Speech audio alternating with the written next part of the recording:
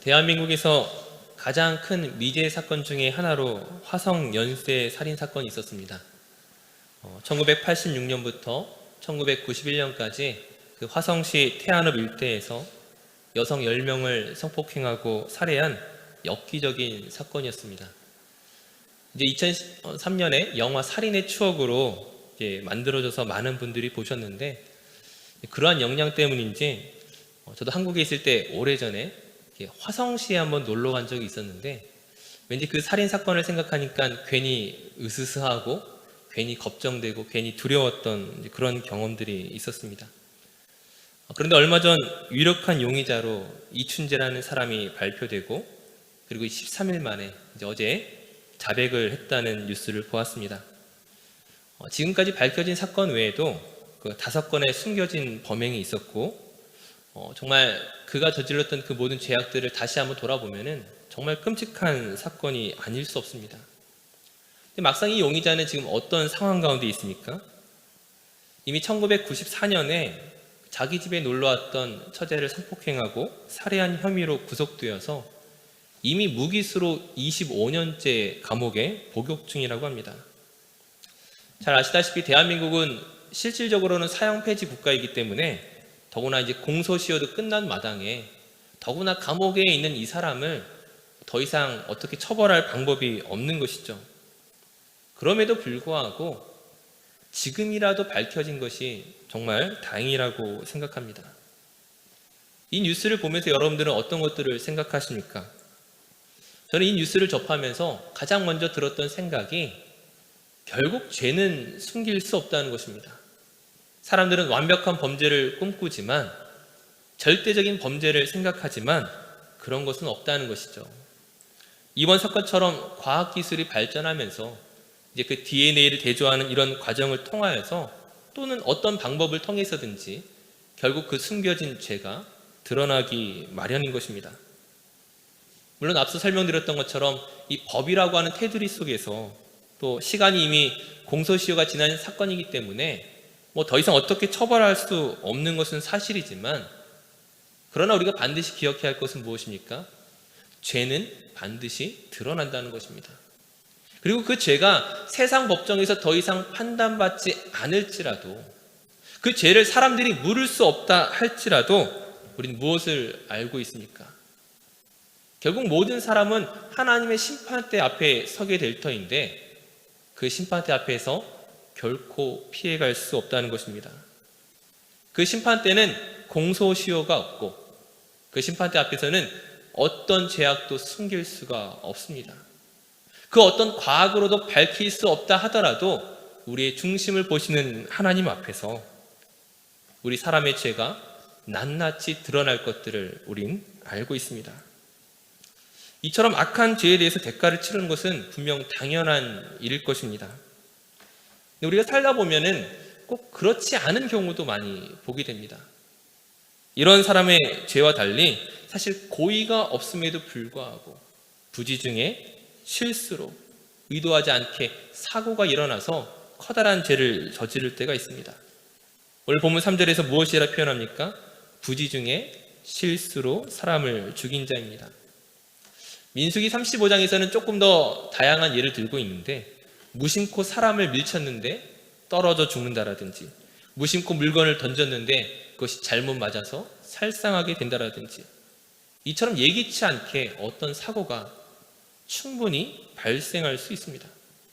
의도하지 않았음에도 불구하고 누구라도 능히 실수할 수 있다는 것이죠.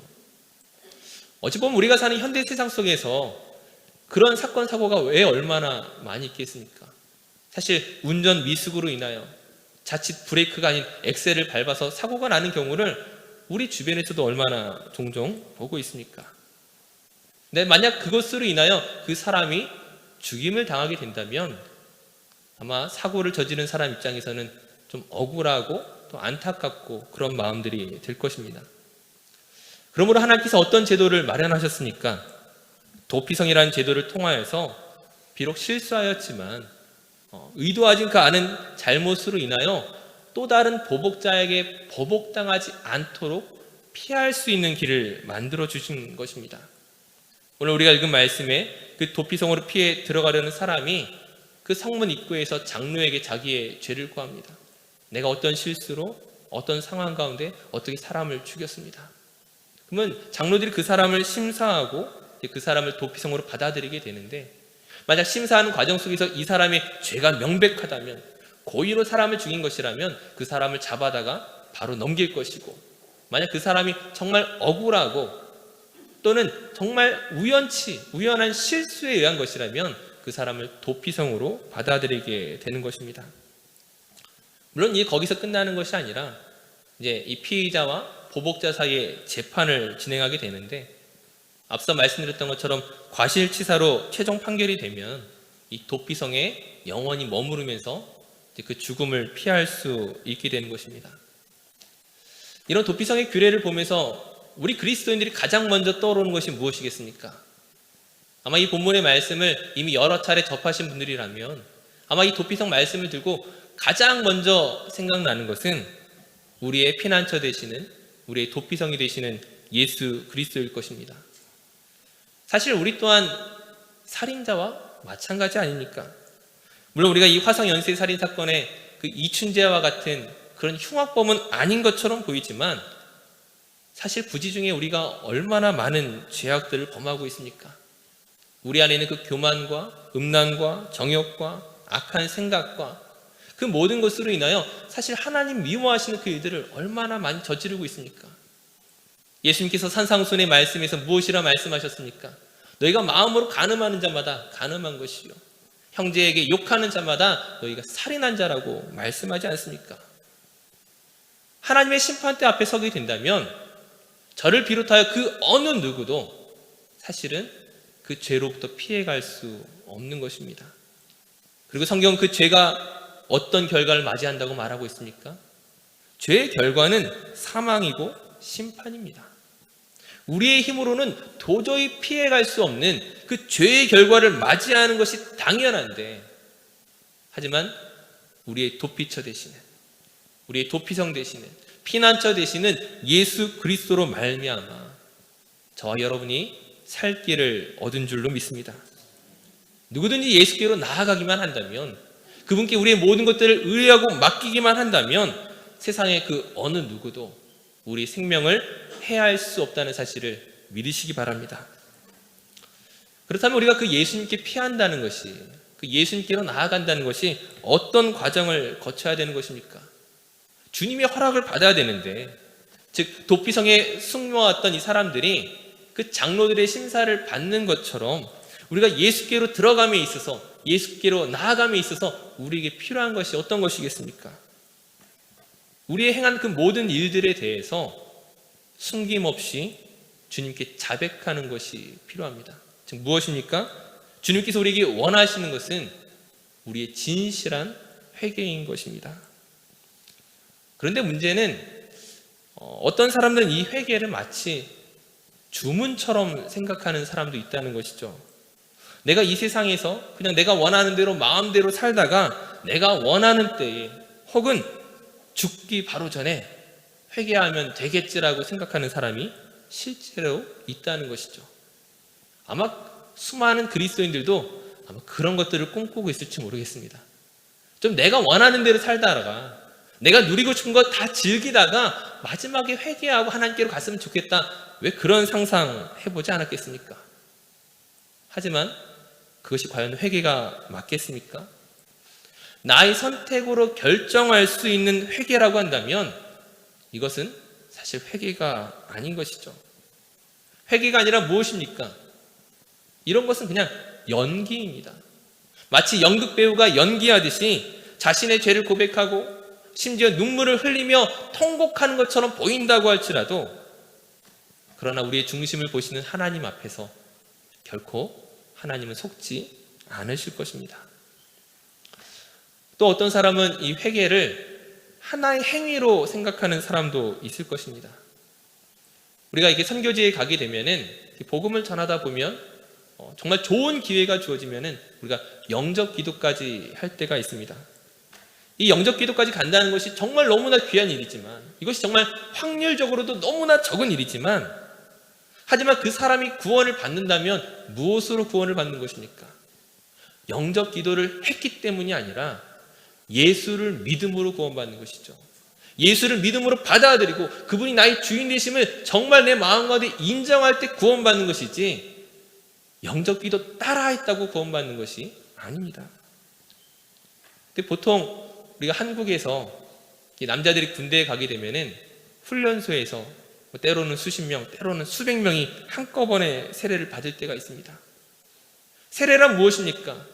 나는 이제 죽고 예수님이 내 안에 산다는 것을 고백하는 중요한 의식인데, 막상 군대에서의 대부분의 사람들은 먹을 것 때문에, 아니면 잠깐 쉬는 시간을 확보하기 위해서, 또는 누군가의 눈치 때문에 세례를 받는 사람이 사실 많습니다.